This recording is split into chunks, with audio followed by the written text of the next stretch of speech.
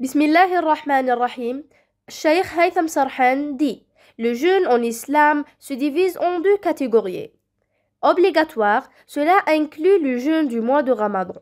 Les jeûnes expiatoires, kaffarat, et ceux liés à des veaux, nadr.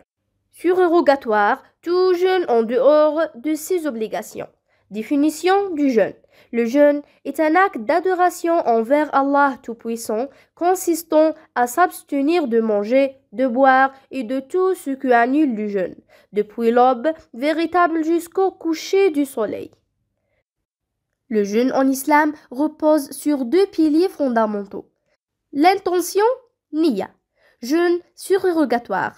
L'intention peut être formulée à n'importe quel moment de la journée, tant qu'un acte annulant le jeûne n'a été commis. Toutefois, la récompense est à comptabiliser à partir du moment où l'intention est établie. Jeûne obligatoire. Il est impératif de formuler l'intention la nuit précédente, c'est-à-dire avant l'aube. Il suffit d'avoir l'intention dans le cœur dès le début du mois de Ramadan, sans nécessité de la renouveler chaque nuit. L'intention réside dans le cœur et la prononcer verbalement est considérée comme une innovation bid'a. L'abstinence des éléments annulant le jeûne. Quelque chose permise aux jeûneurs. Goûter la nourriture par nécessité, avaler la salive, se laver, prendre un bain, utiliser le siwak, bâton d'arak pour l'hygiène buccale, se parfumer, se rafraîchir pour atténuer la chaleur.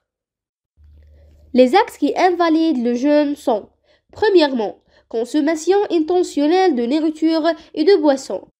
Manger ou boire délibérément annule le jeûne. Cependant, si c'est fait par oubli, le jeûne reste valide. Deuxièmement, rapport sexuel. Avoir des relations sexuelles pendant la journée de Ramadan, alors que le jeûne est obligatoire, nécessite une expiation sévère, kafara. Troisièmement, éjaculation volontaire. Provoquer délibérément l'éjaculation annule le jeûne.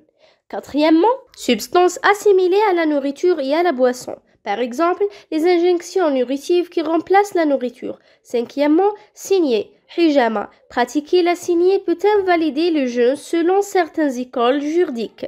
Sixièmement, vomissement provoqué. Se faire vomir intentionnellement annule le jeûne. Septièmement, menstruation élochie.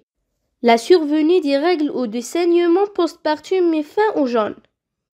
Conditions de l'obligation du jeûne. Premièrement, l'islam, être musulman. Deuxièmement, la raison, être saint d'esprit.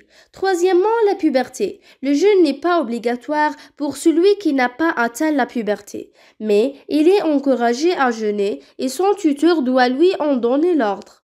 Quatrièmement, la résidence. Le jeûne n'est pas obligatoire pour le voyager. Cependant, il est préférable qu'il jeûne s'il n'en éprouve pas de difficulté, en suivant l'exemple du prophète sallallahu alayhi wa sallam, car cela permet de s'acquitter plus rapidement de l'obligation, facilite la tâche pour le responsable et permet de profiter des mérites du mois béni.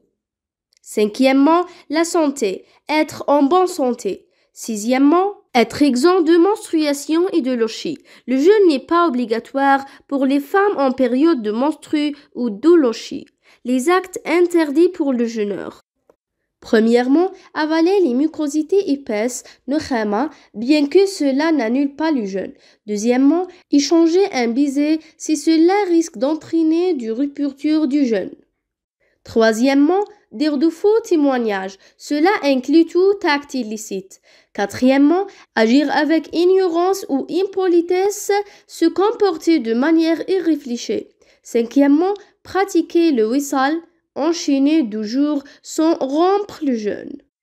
Les actes déconseillés pendant le jeûne. Premièrement, exagérer dans l'urinesse de la bouche et du nez pendant les ablutions. Deuxièmement, goûter la nourriture sans nécessité.